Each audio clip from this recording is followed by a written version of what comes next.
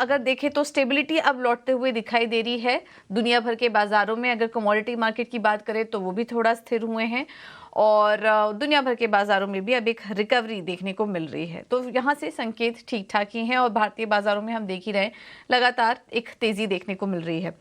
अब इस बीच एफआईआईज और डीआईएस के आंकड़े भी एक बार देख लेते हैं, उसके बाद हम समझेंगे कि आज भारतीय बाजारों में क्या करें।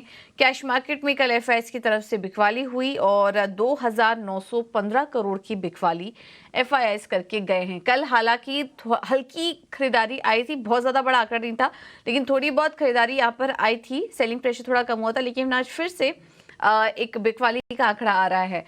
हालांकि उसके सामने डीआईएस की बात करें तो 3,553 करोड़ की खरीदारी हुई है उनकी तरफ से।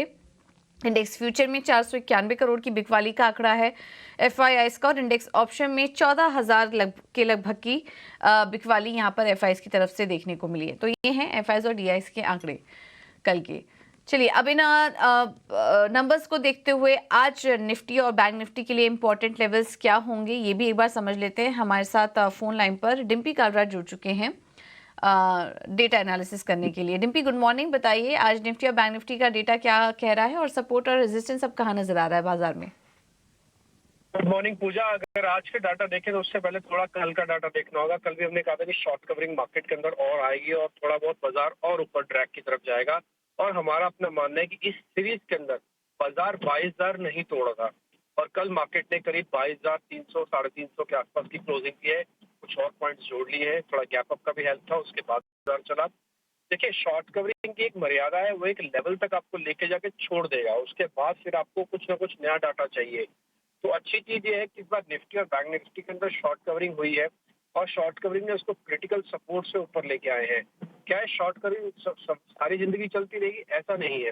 तो हो सकता है बाजार अभी आके थोड़ा फटीक, तो मैं नहीं बोलूंगा, फटीक गलत वर्ड होगा, लेकिन हाँ बाजार यहाँ पे शॉर्ट कवरिंग का फ्यूल भी खर्च कर देगा।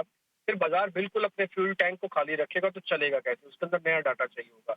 तो फिलहाल मोटा मोटी जो लेवल्स हैं निफ्टी के वो ड्रैग करते हुए 450 550 तक आ सकते हैं। यही हमारा इस सीरीज का टारगेट भी था, हमने कल भी आपके सामने बात रखी थी। इस सीरीज का टारगेट अपना 22,500 बना दो आप करीब करीब का, और अपना स्टॉप लॉस आप रखो 22,000 और 21,800, ये नहीं कटेगा। तो कल वो नहीं कटा, अब आप ऊपर आ जाओ, अब आप ट्रेल कर दो इसको। अब आपका जो स्टॉप लॉस बनेगा 22,200 का लगा के रखना है इस सीरीज के लिए। थोड़ा बहुत वॉलिडिटी है, कल भी जैसे 5% की शेडिंग हुई है तो बढ़ भी जाता है अगर 5% तो 100-150 पॉइंट का मूवमेंट मिलेगा अभी भी। तो इसलिए 22,200 का एक स्टॉप लॉस लगाइए, 22,500 तक का एवरेज का टारगेट लगाइए। जिनके पास पुरानी पोजीशन है उनको बहुत बढ़िया प्रॉफिट मिले हैं इस बार के, क्योंकि 21,800 से मार्केट का बढ़िया रिवर्सल हुआ है और आप नॉन स्टॉप करीब 400 पॉइंट 500 पॉइंट चल के आ चुके हैं, और अभी और 100-150 पॉइंट की उनके पास तो बढ़िया प्रॉफिट आ चुके हैं और भी कर सकते हैं। फिर नए हिसाब से ट्रेड लेना। फिलहाल दूसरी बात आते हैं देख के आना चाहिए। कल तो हमने बोला था आपको कि कल नए वाले भी पोजीशन ले सकते हैं, लेकिन नए वाले ना ऑलरेडी की भी हुई, उससे पहले भी बाजार ने आपको रोक लिया था। तो ये शॉर्ट कवरिंग जो हुई है ना, ये और मौका नहीं देगी आपको अंदर आने का। तो आपका रिस्क 1:1 का है। अगर फिर भी आपने ठान ही लिया कि नहीं मेरे को तो प्लस करना ही है मार्केट, तो आप भी 22,500 का अपना टारगेट लगा के रखो। कोशिश करना कि 22,300 3,250 तक अगर मिल जाए तो ज्यादा ठीक है। अगर आप सामने सामने पे प्लस कर रहे हो तो फिर अपना रिस्क रिवॉर्ड चेक करना, 22,300 का एक स्टॉप लॉस डाल देना। इससे ज्यादा नीचे का स्टॉप लॉस मत डालना, नहीं तो आपको लॉस हो जाएगा। आ जाते हैं बैंक निफ्टी पे। बैंक निफ्टी के अंदर कल 15% ओवर शेडिंग हुई है, उससे पहले 12% हुई है, उससे पहले 6% हुई है। तो मार्केट ने क्या किया कि जितने भी शॉर्ट्स थे बैंक निफ्टी वालों ने, सभी शॉर्ट्स को उसने किनारे लगा दिया with the help of HDFC numbers, और उसके बाद भी धीरे धीरे करके बाजार कल भी ऊपर आया। एक्सिस और आईसीसी कोटक ने भी काफी हेल्प की है। तो मार्केट में बैंक निफ्टी में शॉर्ट्स काफी हद तक स्क्वीज हो चुके हैं। इसकी एक्सपायरी 1 डे बिफोर है निफ्टी की एक्सपायरी, यानी कि 24 तारीख। तो 23 और 24 2 दिन का ट्रेड बाकी है। तो हो सकता है बैंक निफ्टी थोड़ा सा भी और चले, लेकिन ये भी आके 48,200 पे आके ये फटीक तो नहीं होगा, बट अपना फ्यूल खर्च कर देगा सारा। तो उसको फिर चलने के लिए नए डाटा और नए लेवल्स की जरूरत पड़ेगी। फिलहाल आप ये मान के चलिए 48,200 तक का जो हमारा टारगेट था इस सीरीज, हमने कल भी आपके सामने यही बात रखी थी कि 48,000 तक आ जाएगा। कल आप चेक कीजिए, डॉट आपको 48,000 के लेवल्स दिखे होंगे स्क्रीन पर। तो इसलिए 48,200 तक और आने के चांसेस है। इससे ज्यादा इसका स्पीड नहीं है। आपके पास पुरानी जिनके पास पड़ी है वो बहुत ही बढ़िया रेंज में है, स्टॉप लॉस लगा के रखे अपना 47,500 700 वाली रेंज का। और जिन्होंने नया लेना है उनका रिस्क रिवॉर्ड 1:1 है। ऑलरेडी काफी हद तक फ्यूल खर्च हो चुका है, तो आपको कोई बहुत बड़ा पैसा नहीं बनेगा जो नया आ रहे हैं, तो उनको अगली सीरीज में आना चाहिए। इस सीरीज में ज्यादा एक्सपेरिमेंट ना करें, 1-2 दिन की बात हो रहा है, सीरीज कटान हो जाएगी, तो उसके बाद आना। ऑलरेडी 40% का रोल ओवर है, अगर रोल ओवर थोड़ा बाकी होना, पिकअप होना बाकी है। अगर पॉजिटिव रोल ओवर की तरफ बढ़ जाता है ना, तो निफ्टी हो सकता है 48,200 के ऊपर भी चला जाए।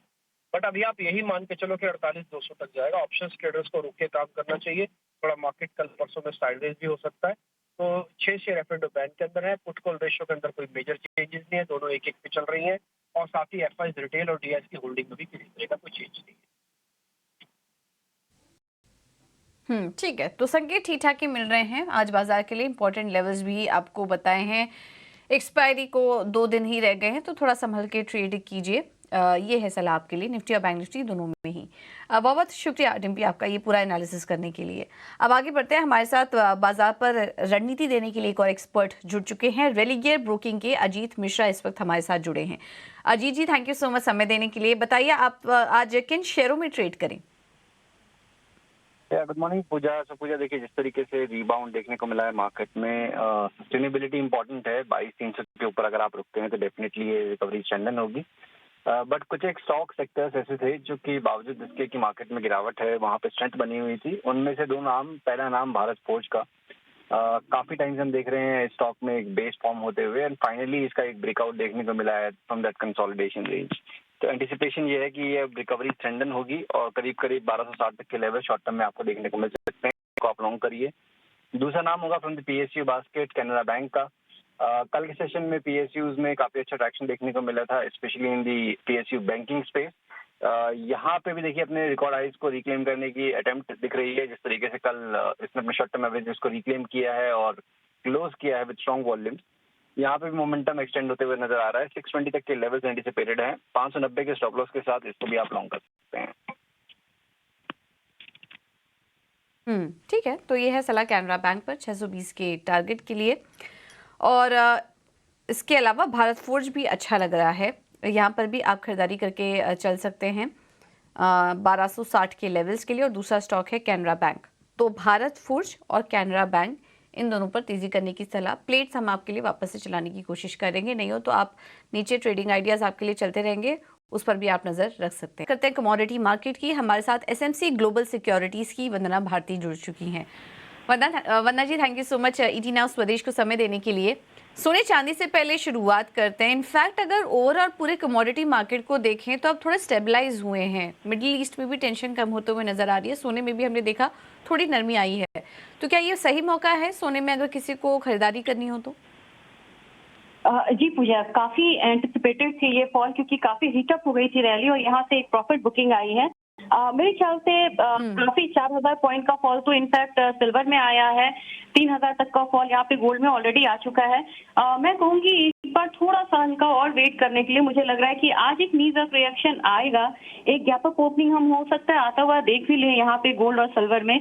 लेकिन स्टेबिलिटी अभी फिलहाल नहीं आई है, क्योंकि अगर गोल्ड की बात की जाए तो अभी भी वो करीब करीब $23 नीचे चल रहा है इंटरनेशनल मार्केट में इलेक्ट्रॉनिक ट्रेडिंग सेशन में, यानी कि मतलब 1% नीचे है। और सिल्वर भी यहाँ पे 0.66% नीचे है, यानी कि फॉल अभी बाकी है। तो यहाँ पे थोड़ा वेट करना चाहिए। जो यहाँ पे सेल में है सेल पोजीशन को कंटिन्यू करे। जो सेल पोजीशन लेना चाहते हैं उनके लिए एक लेवल रहेगा यहाँ पे कि 71,000 के करीब सेलिंग इनिशिएट कर सकते हैं।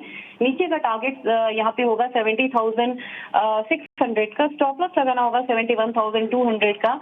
हम लोग का मानना है कि एक बार प्राइसेस नीचे करेक्ट होके 70,400 से 500 के करीब यहाँ पे आना चाहिए।